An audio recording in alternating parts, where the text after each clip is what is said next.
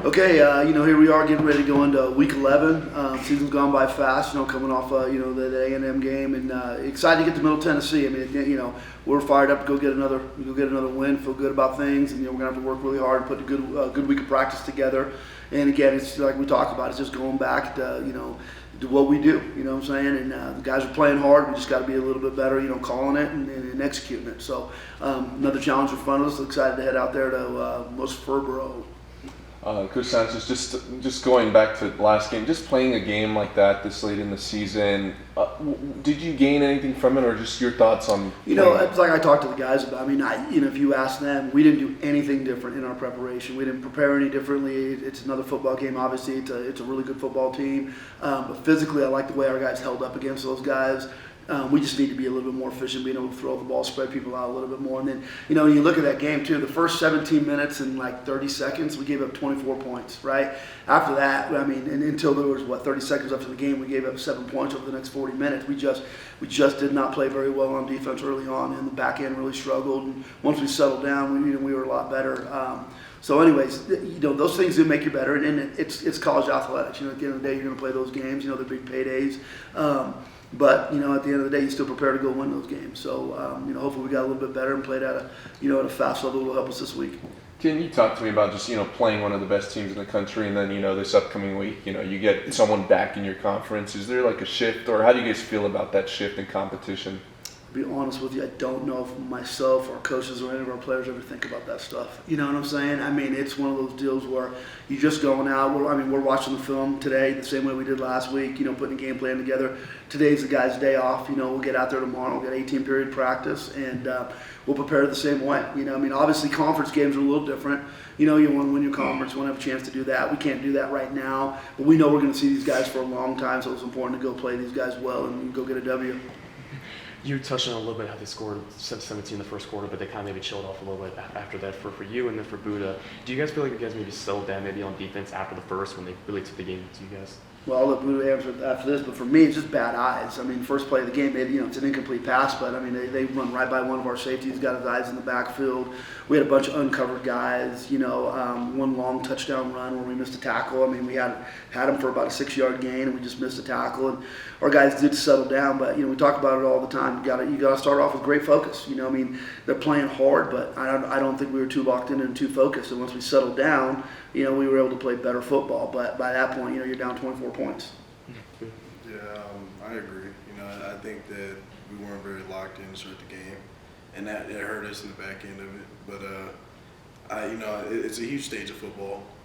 They call it the home of the 12th man. A lot of our guys haven't played in the stage like that, and it's good that we have now. Now we know what it feels like. We're used to it. We can play in it. But we just started off really slow. We weren't locked in.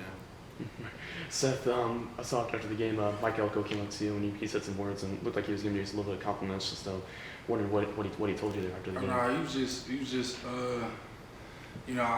I don't think I've met him before. I've met some of the staff on that A&M team just throughout the years when I was younger.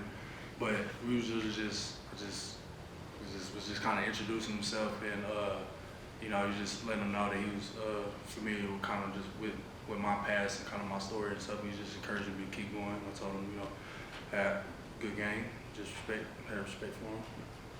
And for you and then for Tony, Middle Tennessee, they've given up a lot of rushing yards recently in the past few games, and you guys really do like to run the ball a lot, and you've been really successful at that. Do you really feel like it's a game for you guys to really hammer in the run game, really stack up rushing yards against this kind of team? Yeah. I think this is a good game to just kind of build off of our identity, and not only that, but I think it'll kind of be might be an emphasis of the game to especially just going into these last 2 games in the back end of the season. Let's kind of open our bag up a little bit. Let's kind of get into just developing the areas of our game that maybe was lacking throughout the season that just didn't allow us to pull out some of the close ones and the ones that got us pretty deep in the hole in some of those games. So I think running the ball definitely as always be a huge emphasis. But I'm thinking with these last 2 games will probably be a little more dynamic. Right. Yeah, I mean, what Seth said. I mean, we're a team that just want to get downhill. Just recently we had a 300-yard rush game and stuff like that. But like he's saying, we do have to be wide open here too. We got to take what the defense gives us. They're going to load the box. We have to be able to throw the ball. And I know we struggled with that a little bit, but coming down this home stretch, I mean, I think making people defend the entire football field actually opens up some of the run game. Puts these guys in space. So again, we're devising a game plan right now based on what they do, and they have given up some yards. So obviously we are going to kind of lean into the run game. But I think these last couple games, to be able to finish the season the way we want to get ourselves back on track, moving into the future. We want to make sure we're diverse in our play calling and what we do. Yeah. How did you feel about the passing last week with the Santino and Brandon split? It was all right. We missed a couple things early on. The first third down of the game, we had a wide open guy, and we just kind of missed him. We rushed the throw. We weren't able to get a ton going in the passing game. We had our plays here and there, but both of those guys, made some good decisions and made some bad decisions. I think moving forward, Santino will still, get the start, and we'll go from there. Yeah.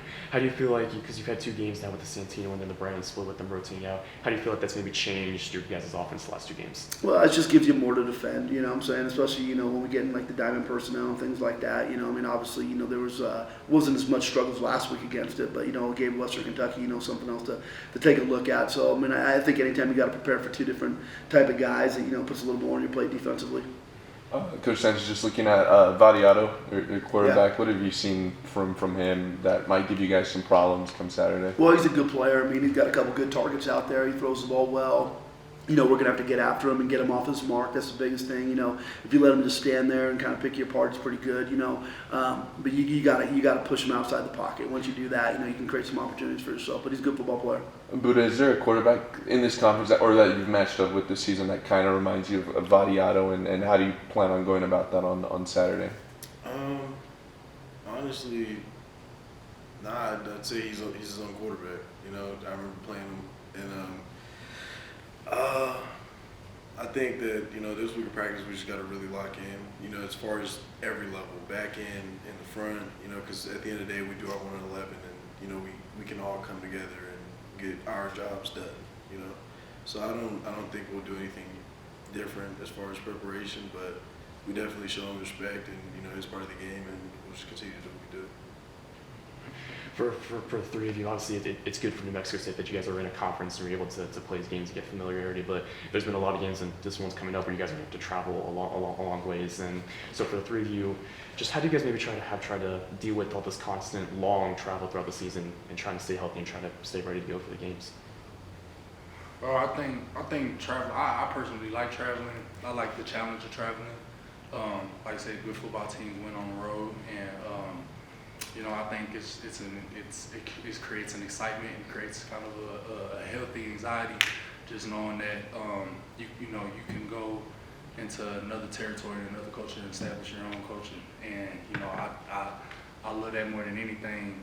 Just silencing a big crowd, and so it's something that it's not really like a challenge or something. Obviously, your focus, it has to be on 10. That just talk about taking care of your body, mental, going through all your assignments and just the game plan. But you keep that the primary focus, and then you just kind of enjoy the company of your guys, and y'all get familiarized in a new place, and look to do something big, somewhere apart from your own territory.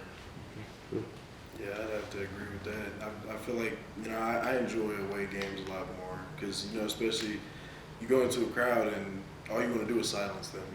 You come in the underdog, everybody already hates you. It's perfect. Perfect environment to do crazy things, and big plays feel better.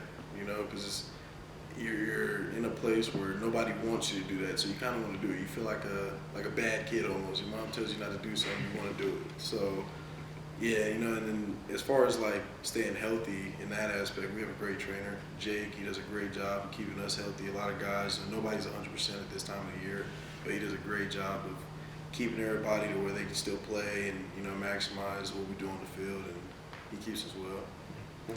Yeah, college football has changed so much. You ripped all these traditional conferences apart, and and it's all about money. Nobody's really thinking about student athletes anymore, and they really aren't. It's one of those deals where you try to get the most bang for your buck when it comes to TV rights and things like that. So you get in the conference you can, but you could be in. I mean, you've got, UCLA and USC, and they're going out to play conference games at Rutgers. I mean, it's kind of wild, And for us, you're right, Conference USA is a really good name for our conference because, I mean, you've got teams as far as Delaware and, as far west as us, So, on the front end, it's not real difficult. On the back end is where it gets difficult when you start getting in at 3 o'clock in the morning and things like that. I mean, it does, there's a little wear and tear on your guys when it comes to that type of stuff. So, we've been fortunate, haven't had a lot of back-to-back long road games. This will be, one of them this week coming up. So we just got to make sure we handle it well, make sure the guys are rested up and, they're feeling good about themselves. So, it's just part of the nature of the beast. Yeah, I know the season maybe hasn't gone you guys the way you guys have hoped it, but Yep. maybe anything positive that you guys have felt about the season? Yeah, I mean, it's interesting. I mean, it's, you come in with a lot of expectations, and a lot of the expectations are kind of based on, the success you've recently had, and, I think for us, it's one of those deals where, especially like Buddha, who's been around, there's a lot of different faces in our locker room right now. I mean, a lot of guys, figuring out how to adapt to this culture and how to be a Division I player. You got guys like Seth that came on in, and who've added a lot to it. But we're not where we want to be right now, and we know there's reasons for it.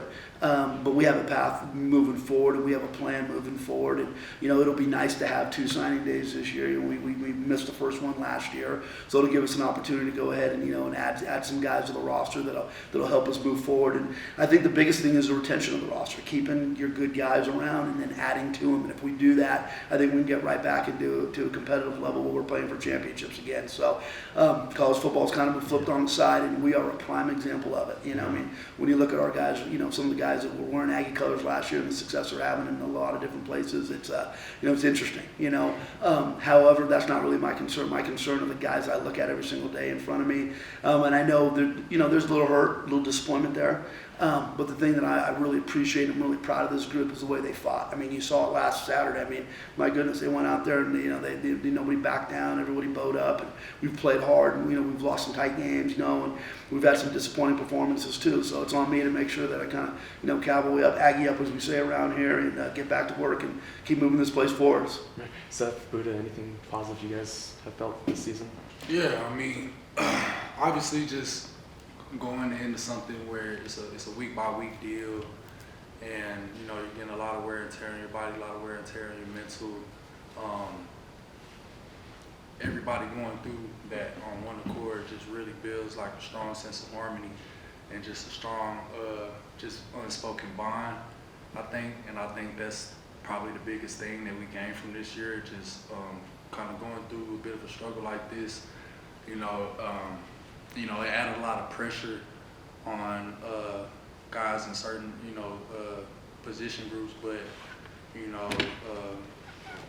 makes diamonds, obviously, and, I think that we'll definitely be better off, after this year because of just kind of some of the things that we went through, and also how close everything just really was.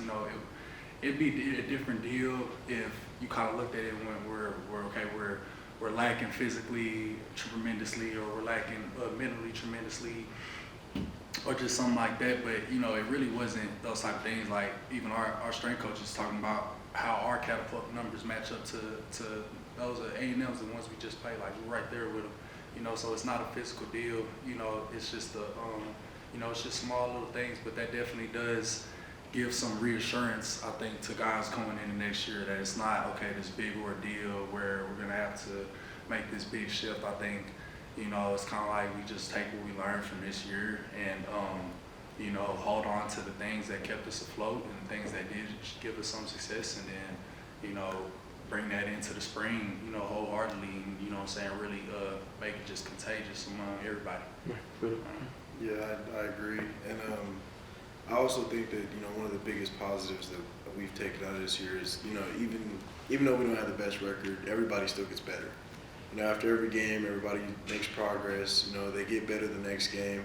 Whether it's 1% better, 10% better, whatever it is, everybody's growing. And I feel like it's real good for the guys who maybe didn't have opportunities to play as much as they are here, or maybe guys who are younger and, never really got those opportunities, period.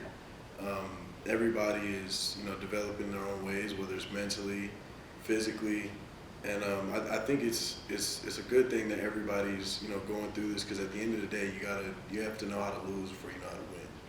And I think this could be huge for a lot of the guys because it presents opportunity. You know, everybody's going to come back with a chip on their shoulder, and it also it drives you more to play harder.